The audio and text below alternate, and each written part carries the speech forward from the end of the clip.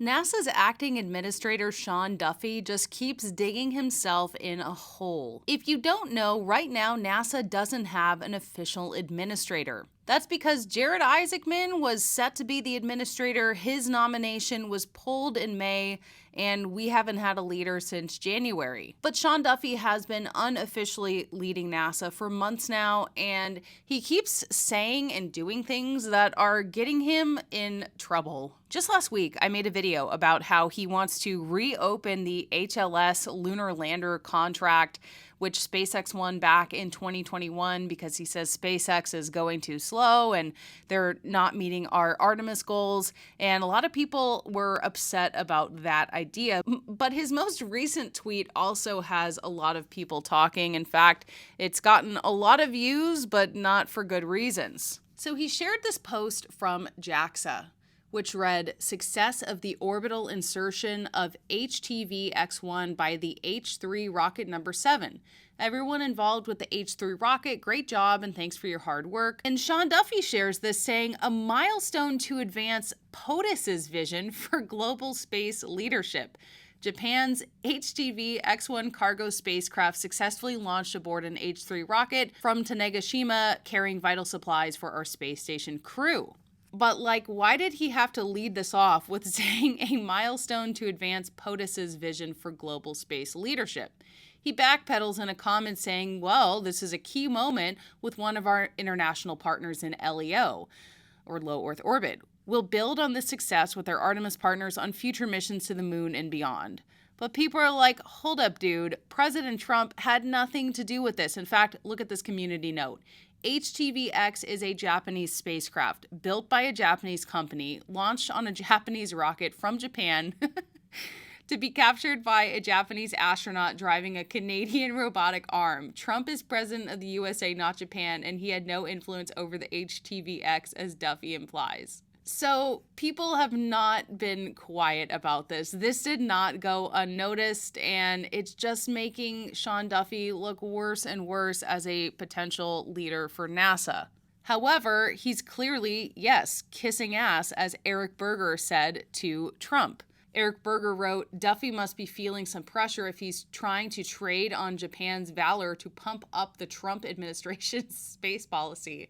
Why not just congratulate JAXA and leave it at that?" And so, I almost feel bad for the guy. People are already memeing on this and making jokes, and it's I get that he's trying to seem involved and, pump people up about what's going on, but it's just does he not understand the optics of these comments and these tweets that he's making? So, for example, this is a funny joke that Darth made. "Breaking, man has discovered fire. This is another huge victory for POTUS under strong NASA leadership by Secretary Duffy." It's so stupid I have to laugh. Here's another one that actually got even more traction. "I launched this. You launched this?" "No, I launched this."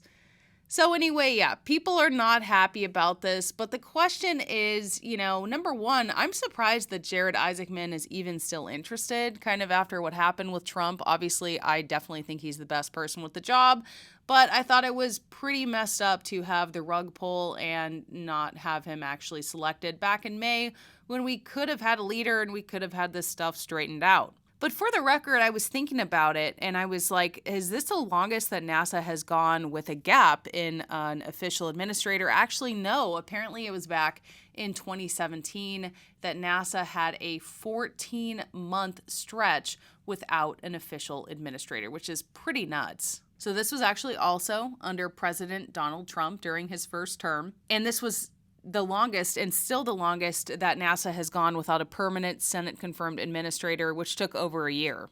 So this was back when Charles Bolden, the NASA administrator during the Obama administration, resigned on January 20th, 2017, the day Trump took office.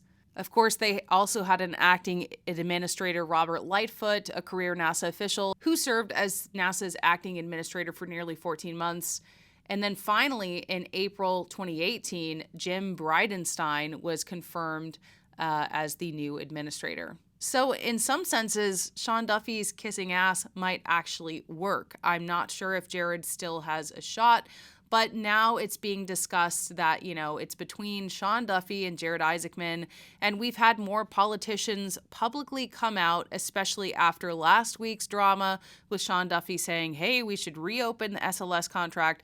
And these politicians saying, no, let's get Jared Isaacman in the position that he belongs in, which is head of NASA.